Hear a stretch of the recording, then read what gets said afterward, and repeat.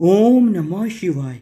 सोमवार का व्रत भगवान शिव को प्रसन्न करने के लिए रखा जाता है। इस व्रत को करने से शिव भक्तों की सारी मनोकामनाएं पूर्ण हो जाती हैं। लेकिन व्रती को सोमवार व्रत का फल तभी मिलता है जब वह सोमवार व्रत कथा को सुनता या पढ़ता है। इस कथा के बिना सोमवार का व्रत अपूर्ण माना जाता है। यह कथा इस प्रकार से है। सोमवार की व्रत कथा। एक समय की बात है, किसी नगर में एक धनी व्यापारी रहता था।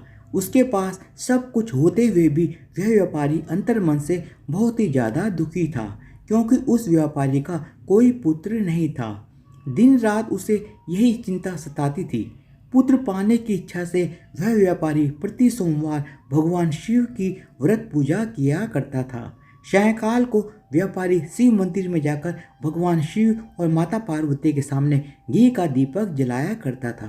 उस व्यापारी की भक्ति को देखकर एक दिन माता पार्वती ने भगवान शिव से कहा कि हे प्राणनाथ, यह व्यापारी आपका सच्चा भक्त है। कितने दिनों से यह सोमवार का व्रत और पूजा नियमित कर रहा है। भगवान, आप इस व्यापारी की मनोकामना अवश्य पूर्ण करें।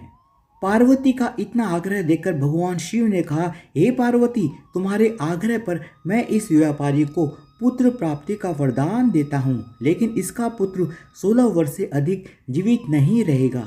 उसी रात भगवान शिव ने सपने में उस व्यापारी को दर्शन देकर उसे पुत्र प्राप्ति का वरदान दिया और उसके पुत्र के 16 वर्ष तक जीवित रहने की बात भी बताई। भगवान शिव के वरदान से व्यापारी को खुशी तो हुई, लेकिन पुत्र की अल्पायु की चिंता ने उस खुशी को नष्ट कर दिया। व्यापारी पहले की तरह ही सोमवार का विधिवत व्रत करता रहा। कुछ महीनों के पश्चात उसके घर में अति सुंदर पुत्र उत्पन्न हुआ। इससे व्यापारी के घर में खुशियां भर गई। बहुत धूमधाम से पुत्र जन्म का समारोह मनाया गया। व्यापारी को पुत्र जन्म की अधिक खुशी नहीं हुई, क्योंकि उसे पुत्र की अल्पायु के रहस्य का पता था। यह रहस्य घर में किसी और को मालूम नहीं था। विद्वान ब्राह्मणों ने व्यापारी के पुत्र का नाम अमर रखा। जब अमर 12 वर्ष का हुआ तो शिक्षा प्राप्ति के लिए उसे वाराणसी भेजने का निश्चय किया। व्यापारी ने अमर के मामा को दीपचंद को बुलाया और कहा कि तुम अमर को शिक्षा प्राप्ति के लिए वाराणसी ले जाओ। अमर अपने मामा के साथ शिक्षा प्राप्त करने के लिए चल दिया।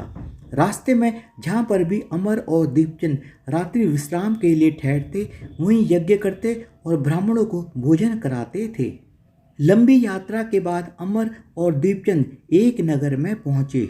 उस नगर के राजा की कन्या के विवाह की खुशी में पूरे नगर को सजाया गया था।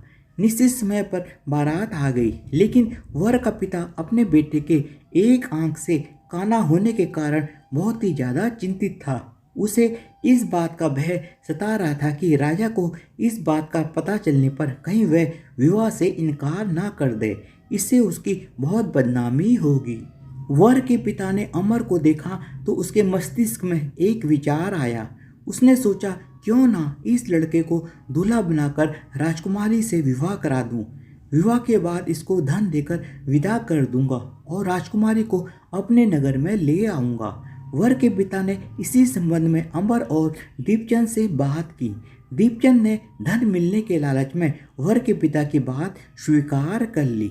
अमर को दूल्हे के वस्त्र पहनाकर राजकुमारी चंद्रिका से विवाह करा दिया गया। अमर जब लौट रहा था तो वह सच नहीं छिपा सका और उसने चुपके से राजकुमारी की ओढ़नी पर लिख दिया कि राजकुमारी चंद्रिका, तुम्हारा विवाह तो मेरे साथ हुआ है।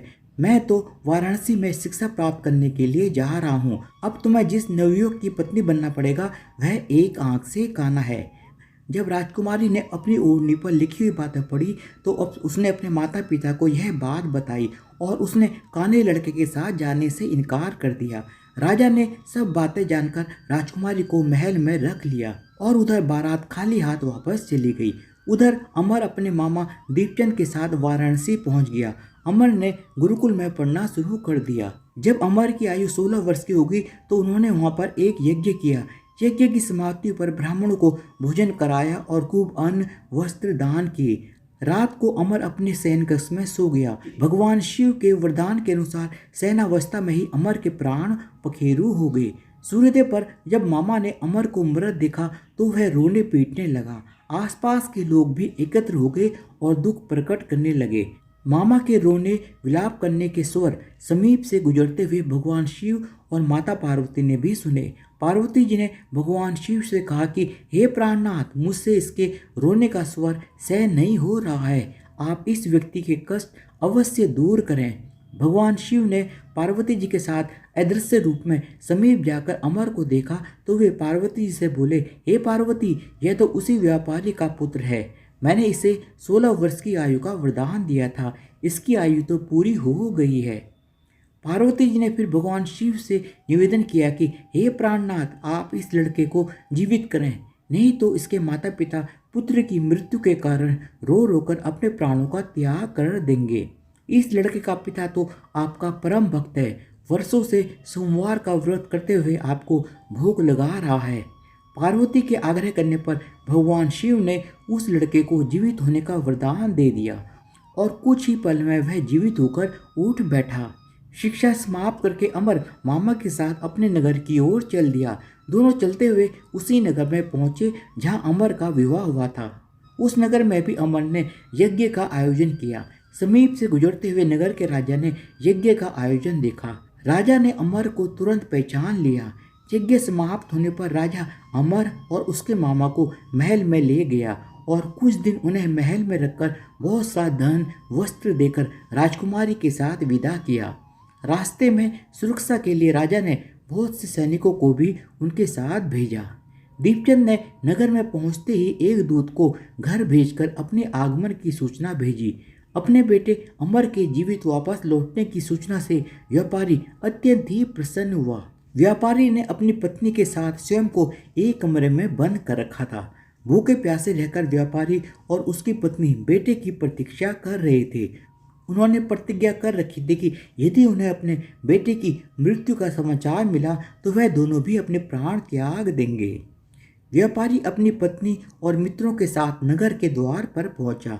अपने बेटे की विवाह का समाचार सुनकर पुत्रवधू राजकुमारी चंद्रिका को देखकर उसकी खुशी का ठिकाना ना रहा। उसी रात भगवान शिव ने व्यापारी के सपने में आकर कहा, हे श्रेष्ठी, मैंने तेरे सोमवार के व्रत करने और व्रत कथा सुनने से प्रसन्न होकर तेरे पुत्र को लंबी आयु प्रदान की है। इससे व्यापारी बहुत ही ज़्यादा प्रसन्न हुआ।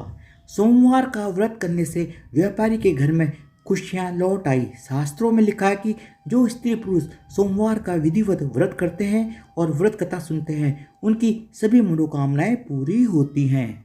धन्यवाद। बोलो भगवान शिव जी की जय हो, माता पार्वती की जय हो।